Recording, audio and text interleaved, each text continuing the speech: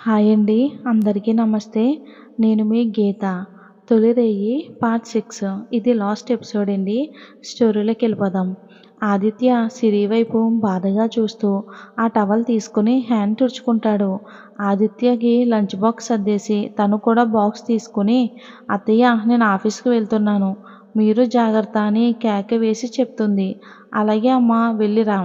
సిరి wait, నేను drop చేస్తాను. అవసరం లేదు ఆదిత్య, నేను వెళ్ళగలను అని చెప్పి బయలుదేరుతుంది. సిరి మాటలకు తను బాధ మరింత రెట్టింపు అవుతుంది ఆదిత్యది. కానీ తప్పు చేసింది తనే కాబట్టి ఆదిత్య మౌనంగా ఉండిపోతాడు. సాయంత్రం ఆఫీస్ నుండి తిరిగి వచ్చాక భోజనాలు పూర్తి చేసుకుని గదిలోకి వచ్చిన ఆదిత్య బెడ్పై కూర్చుని బాధగా డైరీ రాసుకుంటున్న సిరిని గమనించి దగ్గరకు వచ్చి గొంతు సరిచేసుకుని సిరి అని పిలుస్తాడు. ఆదిత్య గొంతు వినగానే చేతిలో ఉన్న డైరీ మూసేసి పక్కన పెట్టి చిరాకుగా అక్కడి నుండి లేచి వచ్చి బ్యాగ్ సర్దుకుంటుంది. సిరి, ఎటు వెళ్తున్నావు? బ్యాగ్ ఎందుకు సర్దుకుంటున్నావు? మా ఇంటికి వెళ్తున్నాను అని అంటుంది. ఎందుకు? మనసు కాస్త ప్రశాంతత కోసం. అంటే ఇక్కడ ప్రశాంతంగా లేదా సిరి? అబ్బా ఆదిత్య, విసిగించకు, నేను వెళ్తున్నానని బ్యాగ్ చేతిలోకి తీసుకుంటుంది. సరే నీ ఇష్టం, వెళ్ళిరా, కానీ ఒంటరిగా వద్దు, డ్రాప్ చేయడానికైనా నేను వస్తాను. ఓకే పద అని ఫ్రెష్ అయ్యి వచ్చి ఆమెనికి చెప్పి ఇద్దరు కారులో బయలుదేరుతారు. ఇంటికి చేరుకున్నాక సుమ ప్రేమగా వచ్చి సిరిని హత్తుకుంటుంది. బాగున్నావా బేబీ? అల్లుడు గారు బాగున్నారా అని అడుగుతుంది. ఆ ఆంటీ, మేము బాగున్నామని చెప్తాడు ఆదిత్య. అంకుల్ లేరా ఆంటీ అని అడుగుతాడు. లేరు బాబు, ఇప్పుడే బయటికి వెళ్ళారు, వచ్చేస్తారులే, మీరు కూర్చోండి అంటూ సిరి చేతి దగ్గర ఉన్న బ్యాగ్ అందుకుంటుంది సుమ. ఏంటి సిరి, ఇంత లగేజ్తో వచ్చావు? తిరిగి వెళ్ళేదేమీ లేదా అని సరదాగా నవ్వుతూ అంటుంది. లేదు మామ్, వెళ్ళను, ఇక్కడే ఉంటాను. ఆహా అలాగా, ఇక్కడే ఉంటాను అంటే నీ ఇష్టం. భర్తను వదిలి లైఫ్ లాంగ్ ఇక్కడే ఉండిపోతావా ఏంటి? అవును మమ్మీ, ఆదిత్యకి డైవర్స్ ఇస్తాను. సిరి మాటలకు ఆదిత్య సుమ ఇద్దరూ షాక్ అయిపోతారు. అవే మాటలే మతుండే మాట్లాడుతున్నావా? సిరి కోపంగా తన గదిలోకి వెళ్ళిపోతుంది. ఆంటీ, తనేదో జోక్గానే ఉంటుంది, నేను వెళ్ళి మాట్లాడతానులే అంటూ గదిలోకి వెళ్ళి డోర్ లాక్ చేసి సిరి అని పిలుస్తాడు. సిరి అసలేమీ మాట్లాడదు. సిరి, మాట్లాడు ప్లీజ్ సిరి అని అంటాడు. నాతో మాట్లాడు సిరి, నువ్వు ఇలా మాట్లాడకపోతే నేను అసలు భరించలేకపోతున్నాను. తప్పు చేశానని చెప్తున్నాను కదా, మాట్లాడు సిరి. ఇలా నీకు దూరంగా ఉండటం నా వల్ల కాదే, పిచ్చి లేస్తుంది, భరించలేకపోతున్నాను. తప్పు చేశానని చెప్తున్నా కదా, మాట్లాడు సిరి. ఇలా నీకు దూరంగా ఉండడం నా వల్ల అస్సలు కాదు అని అంటాడు. అయినా ఇంత చిన్న విషయానికి డైవర్స్ ఏంటి సిరి? సిరి, ముందు నేను అవాయిడ్ చేశానా, నువ్వు అవాయిడ్ చేసావా? చేసింది నువ్వేగా ఆదిత్య. మన మధ్య దూరం పెంచింది ఎవరు? 2 రోజులకే నీకింత బాధగా ఉంటే వారం రోజులు నీకు దూరంగా ఉండి నేనెంత నరకం అనుభవించానో నీకు తెలుసా ఆదిత్య? నేను తప్పు చేయకపోయినా నన్ను చూడగానే మొహం తిప్పుకోవడం, మాట్లాడడానికి కూడా ఇష్టం లేకపోవటం, నేను మాట్లాడడానికి ప్రయత్నిస్తే దూరంగా వెళ్ళిపోవటం, ఇలా చేస్తే మరి నాకెంత బాధగా ఉంటుంది?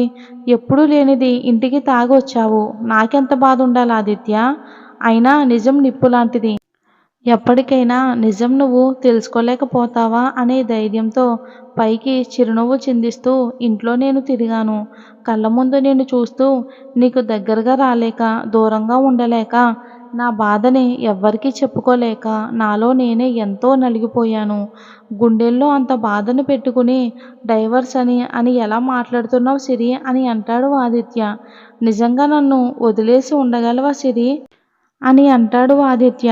నా బాధ ఏంటో నీకు తెలియాలనే ఈ 2 రోజులు నీకు దూరంగా ఉన్నాను, అంతే తప్ప నిన్ను పూర్తిగా దూరంగా చేసుకోవాలని కాదు. అసలు నిన్ను దూరం చేసుకుని నేను ఉండగలను ఆదిత్య, ఆ విషయం నీకు మాత్రం తెలీదా? నువ్వు నా ప్రాణం ఆదిత్య, నా ప్రాణం ఉన్నంత వరకు నిన్ను వదులుకోను. నీకు దూరం అయిన క్షణం అసలు నేను ఈ ప్రాణాలతోనే ఉండను. ప్రాణాలైనా వదులుతానేమో తప్ప నీ స్థానంలో మరొకరిని ఎప్పుడు ఊహించుకోలేను ఆదిత్య అంటూ ఏడుస్తూ అక్కడే కుప్పకూలిపోతుంది సిరి. ఒక్క మాట ఆదిత్య, ఆడది ఏ నిందైనా భరిస్తుంది కానీ ఇలాంటి నిందని భరించలేదు.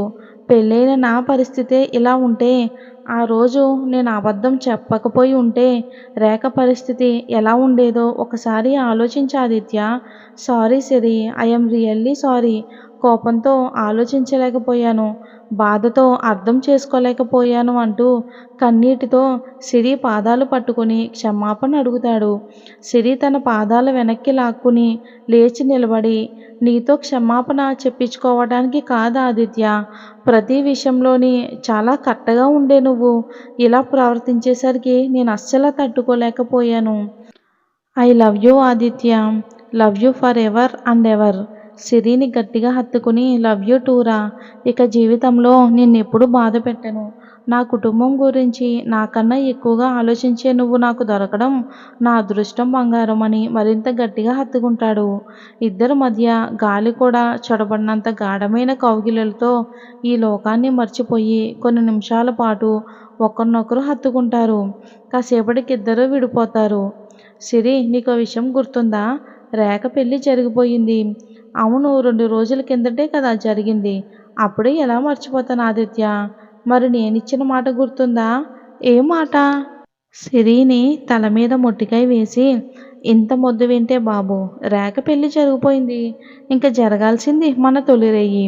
ఈ రోజుతో ఇన్నాళ్ళ నా విరహ వేదనకు పులి స్టాప్ పెట్టేవచ్చు అని బెడ్ పైకి నెట్టేసి లైట్ ఆఫ్ చేసి ప్రేమగా సిరిని దగ్గరికి తీసుకుని ఆమె పెదవులపై ముద్దు పెట్టుకుంటాడు.